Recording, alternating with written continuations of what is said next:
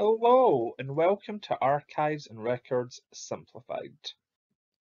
So a quick word about these videos. These videos are aimed at people looking for basic knowledge about archives and records, and this could honestly apply to anyone. You may be a student that's looking to undertake the Archivist and Records Management course. You may be a librarian that's been asked to work with some archives.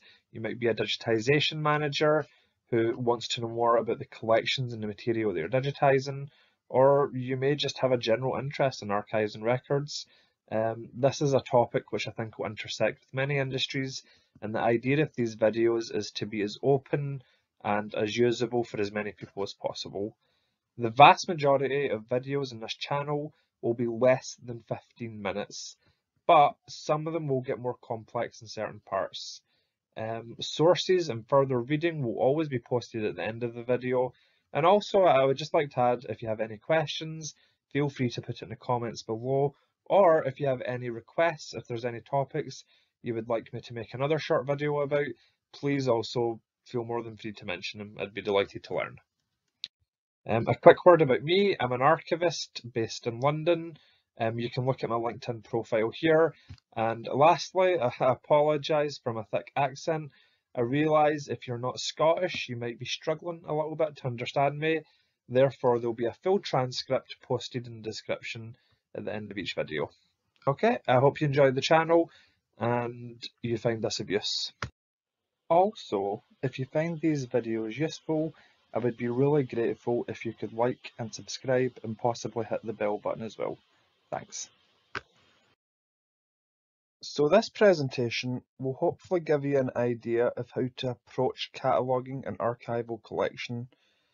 I'm basing this loosely on a collection I catalogued a few years ago, but I've changed some of the details.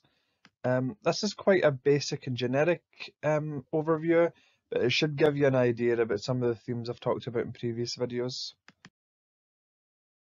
Okay, so before I get into it, there's a really good quote I like from St Bartholomew's Hospital Archives, and that is, "For archives to be used and useful, they must be discoverable to those who want to use them. To help make them discoverable, archivists catalogue archival records." And I really like this quote because it kind of sums up the role of the catalogue in making a collection available to the public. It's like, in many ways, I almost see a catalogue as being like the door that opens up towards the archive. So there's some common problems when you come across a new archival collection, and believe me when I say that this list is not exhaustive, but these are some, I would say, some issues that seem to come up more than others, certainly in my experience. Some collections can have a complete lack of original order, so it really seems like there's no sort of natural order to the collection. It often seems that papers and records are very disorganized and have no obvious structure. Sometimes a collection can have multiple provenances. This is maybe less common, but it can be a problem when you've got a collection or you've got a mixture of records that came from multiple creators, and I'll give you an example of that later in this slide.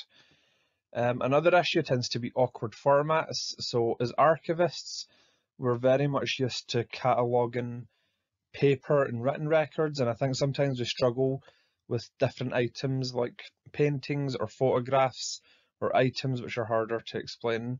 And then of course there's the sheer size of the collection.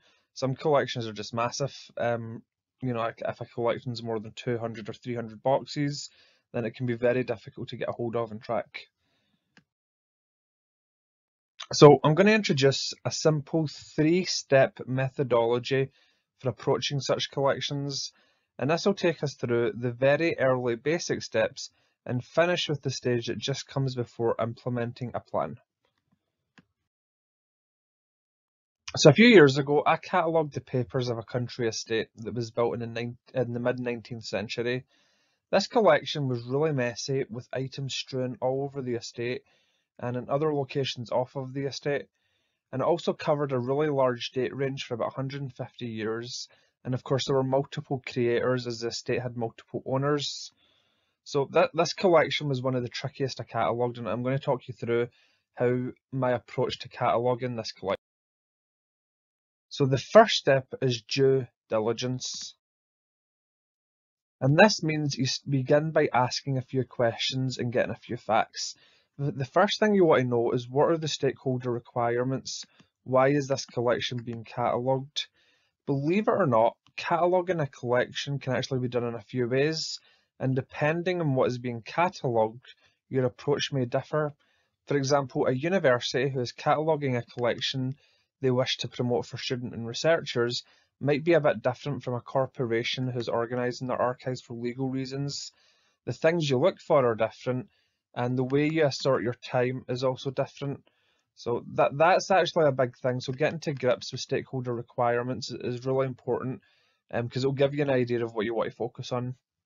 Another thing to consider is what previous work has been done. This is especially relevant in organisations with multiple professionals. Sometimes you might discover that a more detailed box list was created, or you may even find that parts of the collection have already been catalogued. Anyway, finding out what has already been done is a really important first step, and it will save you time. And lastly, you should also be prepared to undertake careful research. You often want to know as much about a collection as possible before you embark on cataloguing it. This information becomes particularly useful when you're sorting and try to identify items, and also sensitivity reviewing a collection. So, in my case study example, the one about these archives of a private estate, I discovered that the collection was being catalogued because the owner wanted to promote their estate. This means that throughout the cataloguing project, I kept an eye out for materials that could be used for promotional reasons. The owner was particularly interested in the estate's early history and gardens, and thus I planned to spend more time cataloguing such materials in the collection, which involved creating more detailed descriptions for these records. I also discovered that a lot of previous work had been done in certain parts of the collection, and that a few people had actually written up really useful reports, which saved me a lot of time.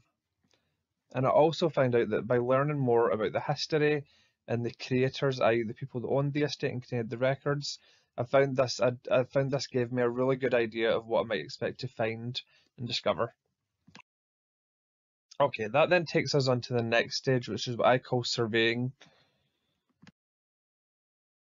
So here you want to start recording information about the collection as you go along, and in particular you might want to record the format, scope, dates and condition.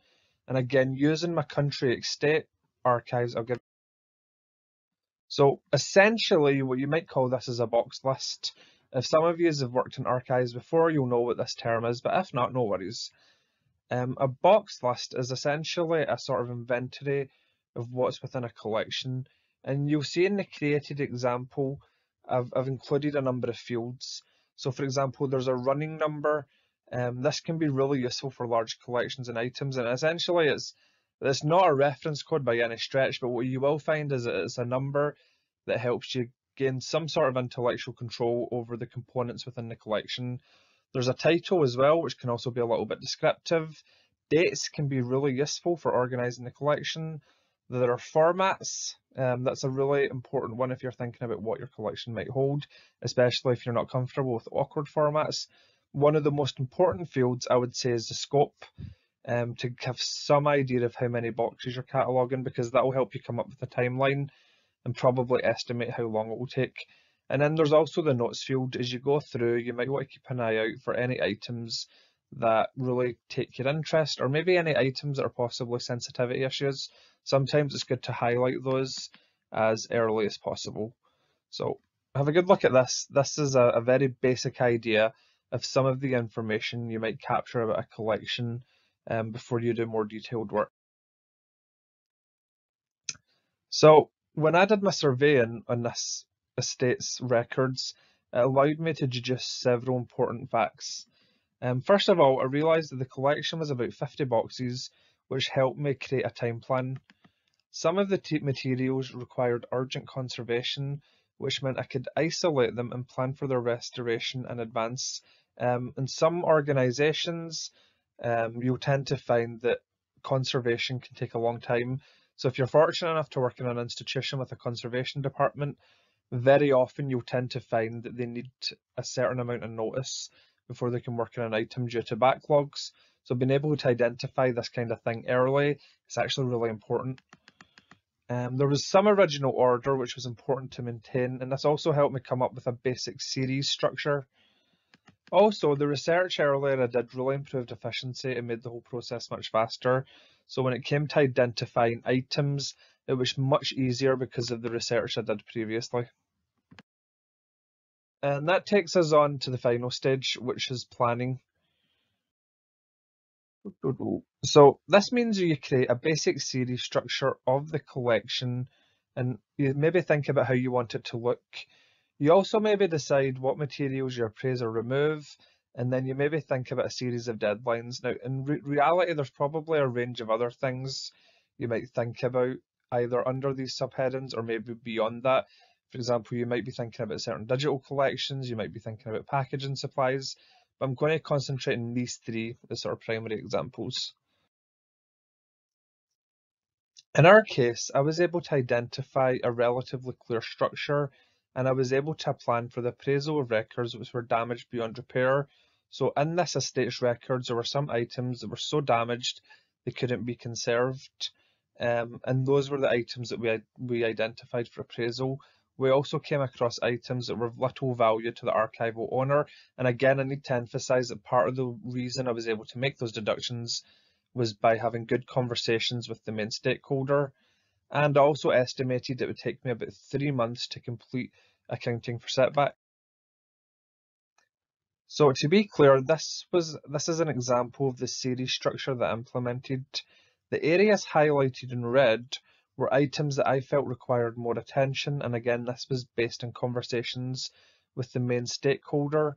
You'll notice that the collection was organised by owner or era, if you will, deducing the dates thus. So finding the dates when we were doing the surveying was actually really essential for this. And if you're not used to it, you'll maybe get a sort of brief idea of what a series level is and what a file level is, and how it maybe further subdivides.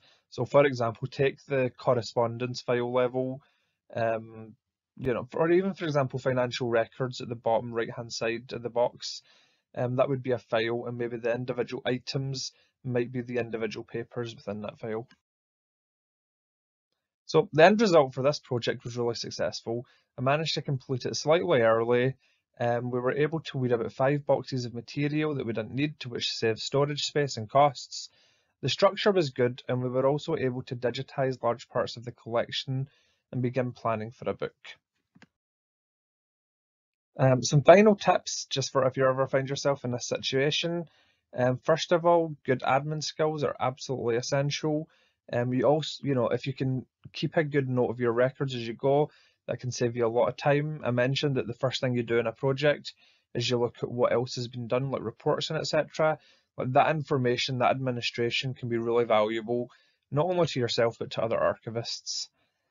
You also want to keep a fairly simple series structure. If possible, you don't want to go into sub-series or sub-sub-series unless you really have to. Sometimes a flatter structure is better. And lastly, just remember to be flexible.